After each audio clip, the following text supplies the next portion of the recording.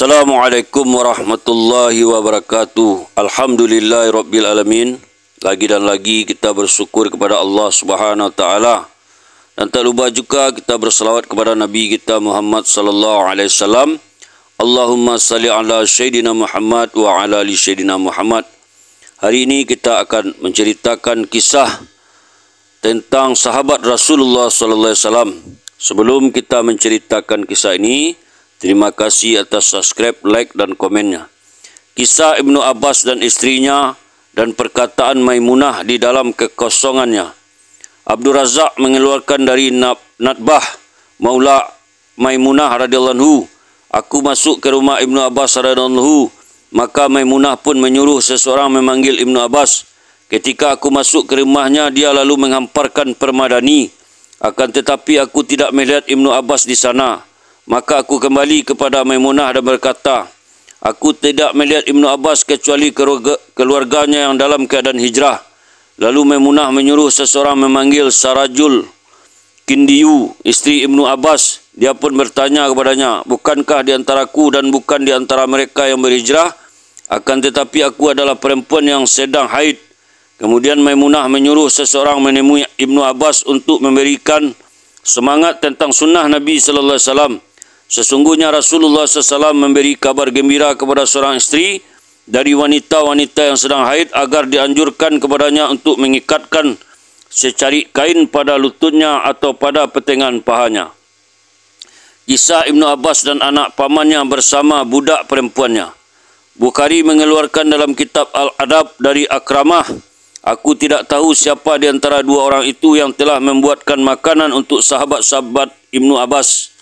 Maka ketika Jariyah, budak perempuan membawa makanan di antara tangan-tangan mereka, salah seorang berkata kepada Jariyah itu, wahai Jariyah, apabila kamu tidak berlomba-lomba untuk dunia, maka berlomba-lombalah untuk akhirat.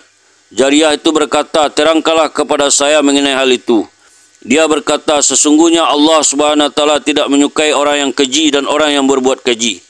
Ibnu Abbas radhiyallahu anhu berkata, sesungguhnya Allah tidak menyukai yang keji dan perbuatan keji.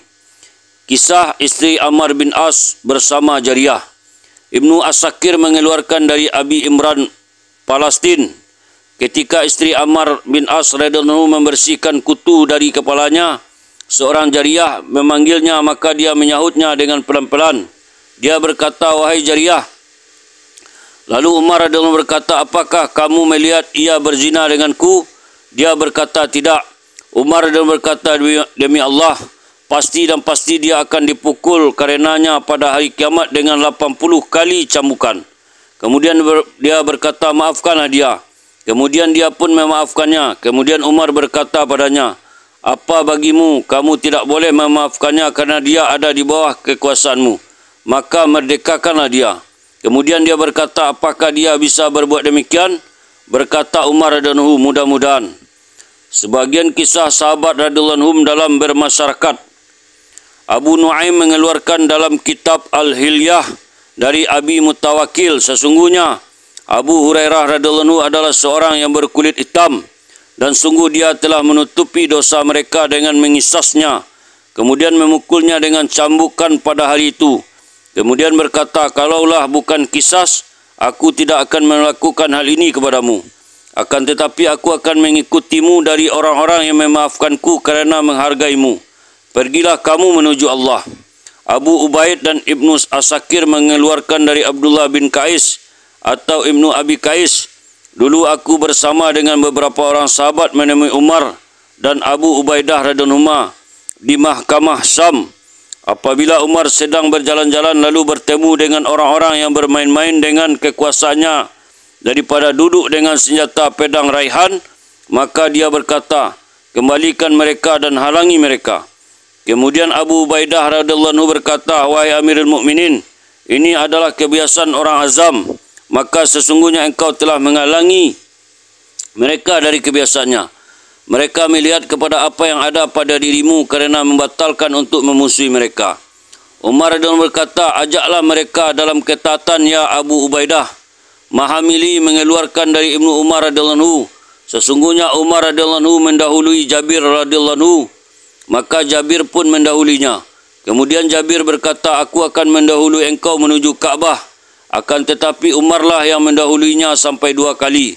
Kemudian Umar radhiyallahu berkata, aku mendahuluimu menuju Kaabah. Ibnu Abi Saibah dan Kidhab mengeluarkan dalam kitab Jami' dari Salim bin Hanzalah, ketika aku mendatangi Abu bin Ka'ab untuk menceritakan sebuah fitnah kepadanya, maka tatkala berdiri kami pun berdiri dan berjalan bersamanya.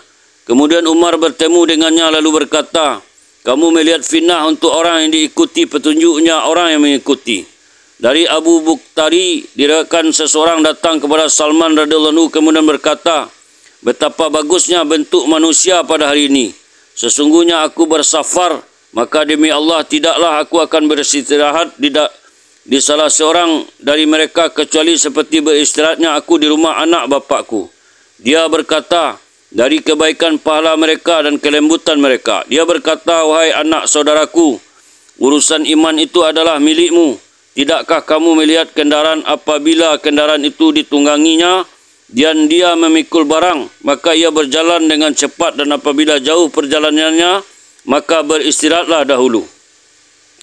Imam Musaddad dan Imam Ibnu Muni'in serta Imam Darami mengeluarkan dari Hayyah binti Abi Hayyah, seorang lelaki mengunjungiku di pertengahan siang. Lalu aku berkata, apa keperluanmu wahai hamba Allah? Lelaki itu menjawab, aku dan temanku sedang mencari seekor unta milik kami. Temanku sedang mencari di tempat lain, sementara aku memasuki suatu naungan. Aku berteduh di bawahnya dan minum sedikit air.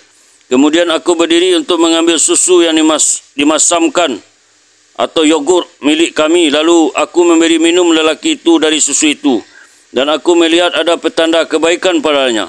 Lalu aku pun bertanya, wahai hamba Allah, siapakah engkau ini? Lelaki itu menjawab, Abu Bakar. Aku bertanya, apakah Abu Bakar sahabat Rasulullah SAW yang pernah aku dengar? Dia menjawab, ya benar.